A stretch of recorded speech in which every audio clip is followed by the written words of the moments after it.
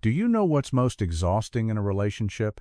It's not arguing every day, nor is it disagreeing. What gradually drains a person is having to apologize for everything, even things that were never their fault. It sounds exaggerated, but think about it. How many times have you entered a conversation to resolve an issue only to end up being the one to take the blame? How many times have you been blamed for someone else's mood, their decisions, or even the consequences they themselves created? The strange thing is, you initially know you're not wrong, but after repeated criticism, you start to wonder, am I really the problem? That's when the psychological game begins. People who habitually blame others don't necessarily want to find the truth. What they want is to escape responsibility, because admitting fault means changing, and change is always much harder than finding someone to blame. That's why some people seem to have a natural talent for making themselves the victim of every situation. If a job fails, it's the colleague's fault. If there's family discord, it's a relative's fault. If a relationship breaks down, it's your fault. If it rains on the day they're supposed to be out, it's probably the weather's fault. It sounds ridiculous, but this is a very common psychological pattern. Some people live as if they've never made a wrong decision in their lives. They always have a perfectly reasonable explanation. There's always a special circumstance. There's always someone else to blame. The only thing that never appears in their story is, it's my fault. The danger is that if you're around this type of person long enough, you'll start taking on responsibility that doesn't belong to you. They're upset. You think you haven't cared enough. They're angry. You think you said something wrong. They're disappointed. You immediately apologize even before you understand what just happened. After a while, you stop reacting to the truth. You react to guilt. There's an interesting saying in psychology. If someone constantly makes you feel guilty, it doesn't mean you're always wrong. Sometimes it just means they're very good at making you doubt yourself, and that's where many people get it wrong. They think they're becoming more humble. In reality, they're just losing the ability to distinguish between responsibility and burden. Stoic people see things very differently. They aren't afraid to admit their mistakes, but they also don't take blame for things that aren't their fault just to maintain peace. Marcus Aurelius once reminded himself that each person must take responsibility for their own actions. If you think about it carefully, this is a very simple principle, but it has saved many people from toxic relationships. You can't be responsible for everyone's feelings. You can't fix everyone else's failures. And you certainly don't have an obligation to become the dumping ground for everyone else's frustrations that they don't want to face. That's why the first thing you should do when someone blames you isn't to immediately explain. Calmly stop and ask yourself, is this really my responsibility, or is it just a responsibility someone else is trying to place on my shoulders?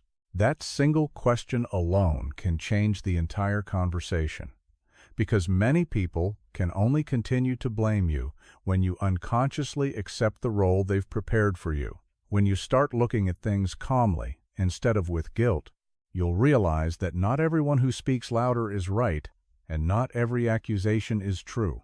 This is also when you need to understand something that many people only realize after years of exhaustion. You can't win an argument with someone who's decided they'll never be wrong, because their goal isn't to find the truth. Their goal is to protect their own image. And when someone sees admitting fault as a sign of weakness, they'll do everything they can to shift the burden onto others. Today, it's your fault. Tomorrow, it's the circumstances' fault. The day after tomorrow, it's society's fault. There's only one place they never look, and that's themselves. The funny thing is, many people spend hours preparing sharp arguments, hoping the other person will eventually say, "Yes, I was wrong." But if you've ever tried that, you probably know the result. You present evidence, they present reasons. You point out the facts, they change the subject. You talk about the current issue, they bring up something from 3 years ago to prove that you made mistakes too. By the end of the conversation, you forget what you were originally arguing about. It feels like boarding a bus to go home but ending up in a completely different city. That's a tactic many people unconsciously use. When they can't defend their actions, they'll keep you busy defending yours. And the moment you start explaining endlessly, you've entered the playing field they want you to be in. The Stoic chooses a different approach. They don't react immediately. They observe. They listen. And then they ask themselves a very simple question. What is the truth? Not, how guilty do I feel? Not, how angry are they? Just, what is the truth? Because emotions can be powerful, but emotions don't always reflect the truth. There's a crucial lesson life will teach everyone sooner or later. You are responsible for your words, actions, and choices, but you are not responsible for bearing the consequences of other people's choices. If someone constantly makes thoughtless decisions and then blames you whenever things don't go as planned, it's no longer a healthy dialogue. It's a way of avoiding responsibility. Interestingly, when you stop taking blame for things that aren't your fault, the other person's reaction is often very strong. They'll say, "You've changed." They'll say you've become cold. They'll say you used to be more understanding. But observe calmly. What they truly remember isn't your old self. What they remember is a version of you who was always ready to take the blame so things would end quickly. And those two things are completely different. There's a paradox worth pondering. Many people are afraid of being judged as selfish, so they constantly take responsibility for others. But in the end, what they receive isn't gratitude. They only receive more responsibility. Because people quickly get used to what you always accept. If you're always the one to apologize first, people will automatically assume you'll continue to do so.